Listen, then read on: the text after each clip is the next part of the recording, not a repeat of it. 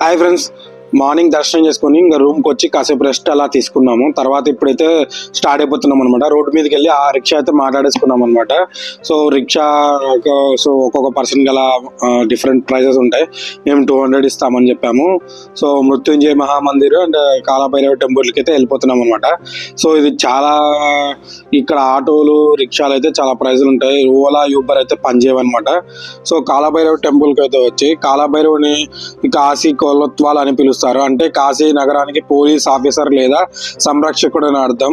ఆయన అనుమతి లేకుండా ఎవరు కాశీలో ప్రవేశించలేరని నివసించలేరని భక్తుల నమ్మకం. కాశీ విశ్వనాథ్ని దర్శించుకునే ముందు లేదా తర్వాత కాలభైరవుని తప్పక దర్శించుకోవాలని ప్రతిది. అప్పుడే కాశీ యాత్ర సంపూర్ణమవుతుందని భక్తులు భావిస్తారు.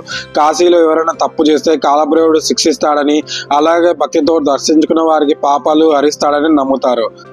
ఇక్కడ స్వామివారికి మద్యం నైవేద్యంగా సమర్పించడం ఒక ప్రత్యేకత. భక్తులు తమ రక్షణ కోసం స్వామివారి ఆశీస్సులతో కూడా కూడిన నల్లని దారాన్ని మొలతాడుగా లేదా చేతికి కట్టుకుంటారు. సో చూడండి, చాలా దూరం అయితే ఉంది, చాలా దూరంగానే ఉందన్నమాట. సో ఇక్కడ రిక్షాలు ఆటోలు అన్ని చాలా అయితే ఉంటాయన్నమాట కాశీలో. సో చిన్న ఇవి మెయిన్ రోడ్కి అయితే వచ్చాము. సో ఫైనల్గా అయితే టెంపుల్కి అయితే వచ్చేసాము అనమాట. సో ఈ చిన్న గల్లీలలో వెళ్ళాలి.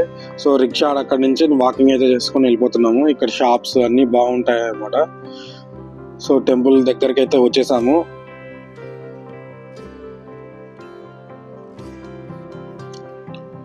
సో చాలా మంది జనాలు అయితే ఉన్నారు.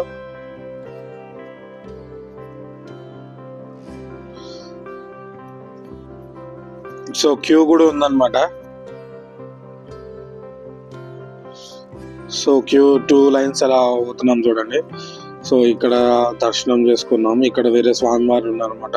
సో అక్కడ మెయిన్ టెంపుల్ అయితే అదనమాట. ఫుల్ రష్ ఉన్నారు.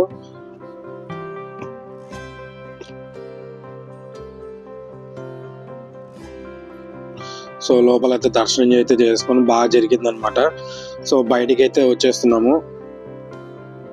సో దర్శనం చేసుకొని బాగా అయితే వచ్చేసాము. ఇప్పుడు మృత్యుంజయ మహామందిర్కి అయితే వెళ్ళిపోతున్నాం అనమాట.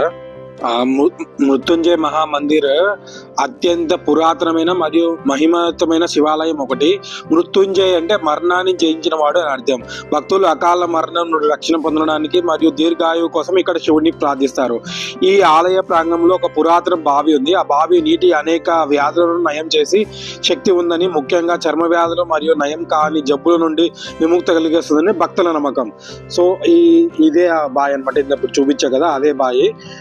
సో ఇక్కడ జపాలు కూడా చేస్తారనమాట. మంత్ర జపం, మృత్యుంజయ జపం చేస్తారు. సో చాలా పురాతనమైన టెంపుల్. ఇక్కడ భజనలు, జ్ఞానము అందరు చేస్తుంటారు అనమాట సాధువులు. సో చాలా ఫేమస్ టెంపుల్ అండ్ చూడాల్సిన టెంపుల్ అనమాట ఇక్కడ. సో ఈ లాగ్ ఇంతటితో ఏం చేస్తున్నాం friends. Thanks for watching. Bye bye. So ఇక్కడ జపాలు చేస్తున్నారు చూడండి.